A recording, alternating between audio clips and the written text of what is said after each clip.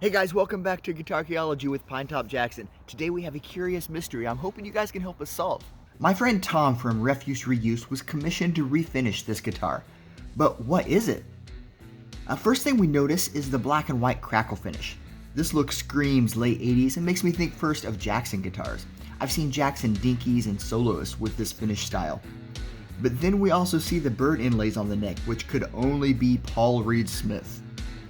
We've got all the birds, including the flying turtle on the 24th fret, but we've also got some of the crescent moon inlays, one on the 24th and a pair down here at the 1st. That brings us to the headstock. That is another trademark characteristic of Paul Reed Smith. The swoop cut of the head is supposed to match the shape of the crescent moon inlays that adorn their standard bodies. This headstock doesn't say PRS, but it has the bird inlay. On the back we can see the PRS branded tuners. But look at this body. This wicked upper horn is totally uncharacteristic of PRS. It kind of makes me think of a BC Rich Eagle. But it's not like it's a PRS neck on some random body. It's a set neck, and the heel joint looks the same as other PRSs. The crackle finish is consistent too. Then there's the spider and the top hat. I can't tell if this crazy graphic is original to the finish or was painted on later and clear coated over.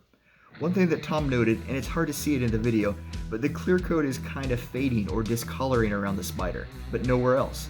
This seems to me like a clue that it was added later, but I don't know.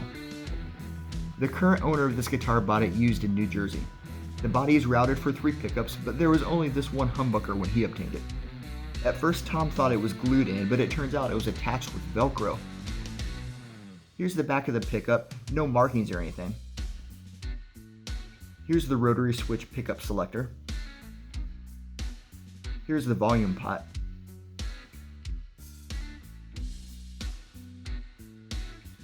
And here's the tremolo block.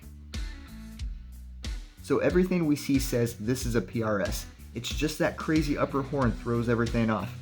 The best theory Tom and this guitar's owner came up with is that maybe in the early days of PRS, in the mid to late 80s in Annapolis, Maryland, perhaps employees were permitted to build themselves a personal instrument, and Mr. Smith had a metal head working at his factory who built this body.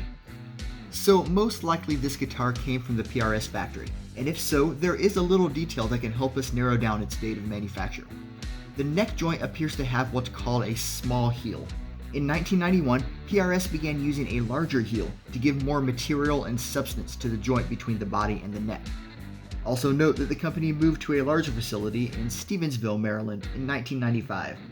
So this guitar was likely built in Annapolis and prior to 1991. But regardless of the guitar's age or the story of its origins, its current owner loves PRS, but he's not a fan of this pointy horn or the crackle finish with its top hat wearing, cigarette smoking spider.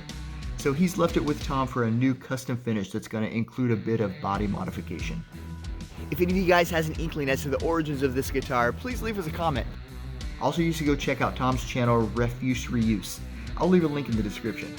I'll post an update when Tom finishes the guitar, let you see how it turns out. Thanks for watching, guys. See you next time.